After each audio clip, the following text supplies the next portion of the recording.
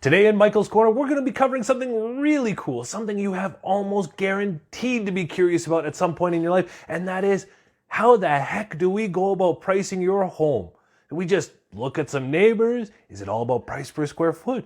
And if it's all about location, how does that factor in exactly?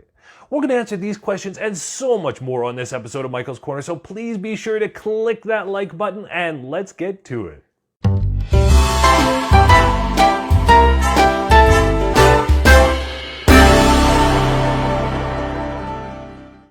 So let's start with getting the obvious out of the way. Yes, your neighbors do factor into this, but unless your neighbor has the exact same curb appeal, same floor plan, same interior colors and finishings and cabinets and counters and land facing and backing onto the same thing and just finished selling in the last 60 days, then we're going to need to do some work to get that pricing spot on.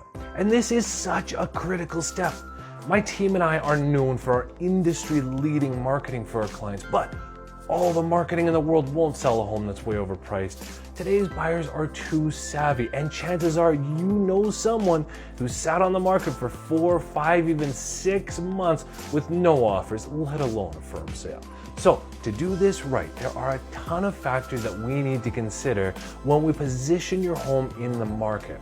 Now, this isn't in any particular order, and some items can outweigh others. But with that out of the way, let's start with number 1. Okay, number 1 is comparable or comps. Now we're going to look at similar homes that have just been on the market recently. And to be clear, we're looking at not just current listings, sometimes referred to as actives, but solds and pendings and expireds as well, as they all have their role to play and a story to tell. So what makes it a good comparable? In an ideal world, a great comparable is going to have similar style, location, preferably with similar features as to what it backs onto. You're going to have a similar size, similar number of beds and baths, similar age and quality of interior, and of course, sold recently. Now, once we have a good cast of comparables, we can start to get a rough idea of where that pricing will be. However, to truly start to narrow down that range, we want to factor in their story, if you will. If it's an active, how long has it been on the market for? Have they been reducing their price? Did they let it get stale? Is that the reason it hasn't sold? Is it due to poor or no marketing? Maybe the home is just horrendously out of style. There could be any number of indicators that we can decipher. If the home has expired, well, why? While you can't always tell, often you can get a pretty good idea on why these poor homeowners weren't able to sell their home. Now, the category we put the most weight into are pendings and solds. And why is that weighted so heavily? Well, the easy way to look at it is, somebody has actually put up their own money and said, yes, I agree that the home is worth this much, please take my money. After all, you can technically ask whatever you want for your home. So try not to get too excited when you see your neighbor's home go up at a price way higher than you would have guessed. Wait until you see that sold sign pop up. On a side note, price per square foot can be a useful tool here. If you're lucky enough to have a very similar comparable, a great way to get a loose ballpark of your price is to start looking at the price per square foot. But it does typically have a range of about 7%, so don't put too much stock into it. Side note here, sometimes we do have the scenario where no reasonable comparables exist to start us off. And this is a complex topic worthy of its own video. So we're not going to cover that here today, though I'll likely cover that at some point in the future if enough people ask for it. So after a deep dive into the comparables, we've got our starting point. Now we're going to widen that scope a bit and start looking at number 2, the home itself. And yes, I do hear you, but Michael, didn't we just cover that in the comps? And the answer is, well, yes, but really no. A lot of things are considered at this stage, and this area can leave a lot of room for interpretation, as some of it is just something that can't be measured and compared like a square footage. So opinions can and will vary on how much each of these affects the price. Did you know homes are very much like clothes in that they can come and go out of style? I'll give you a great example. Right now, at time of filming, it's all about the white kitchen. Everybody wants white kitchen cabinets with even light countertops and a simple backsplash to boot. And worth noting, this was a complete sin even just a few years ago when it was all about the dark stained cabinets. And before the dark stain, we had our long love affair with the light and natural stains. Spend enough time doing this and you can often guess the age of a home with nothing more than a quick look and glance at the color and the materials they chose on the inside. But it's not all just colors and material selections that we're looking at here.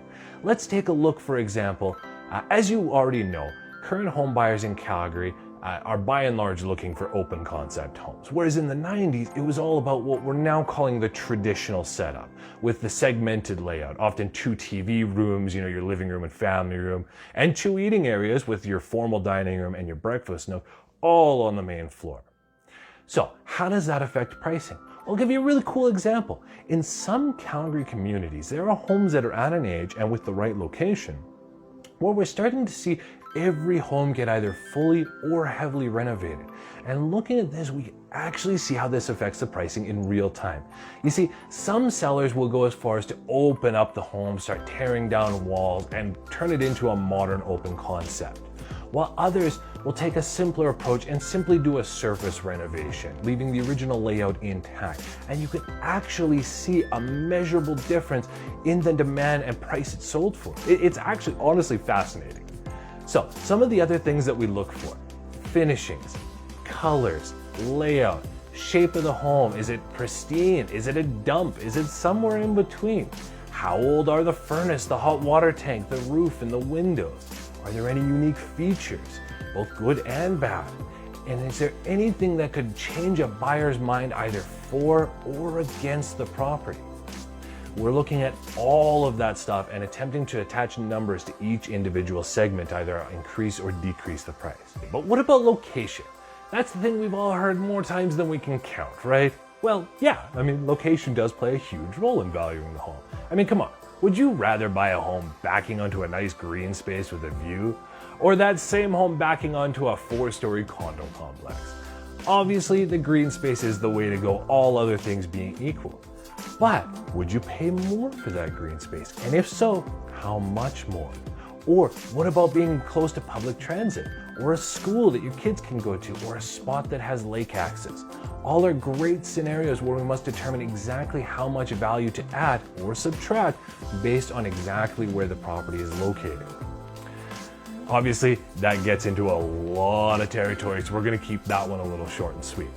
Okay, so moving on to market conditions, we are looking at both macro and micro aspects here. So for the macro, some of the things we're considering: Calgary's market as a whole, the consumer confidence levels, where the demand trends are, interest rates and their presumed trajectory. Are they going up? Are they going down? Are they staying flat? Because that does affect people's mindsets. How active is this section of the market right now? For example, a townhome in the 300s is going to be a very different story than a luxury home on the West End. Now, once we've painted the bigger picture with all that info, we're going to start to focus on some of the more micro aspects, such as general sales of this product type in this area.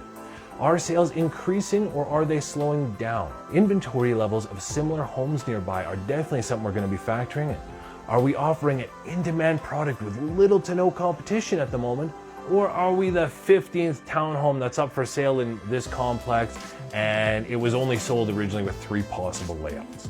Going to market blind here is either a recipe for disaster or a big old pile of missed opportunity. All right, and number 5, now that we've got the price figured out at a technical level, now we need to figure out our pricing strategy. And yes, you heard me correct. To do this at a high level, there are different strategies to consider when determining the price to actually list your home at. Now, these strategies can mean the difference between a sold home and one that just sits on the market getting stale. So we're actually going to be covering that in next week's episode, because pricing strategies is a topic all of its own. So be sure to click that page like button and follow us so you don't miss out.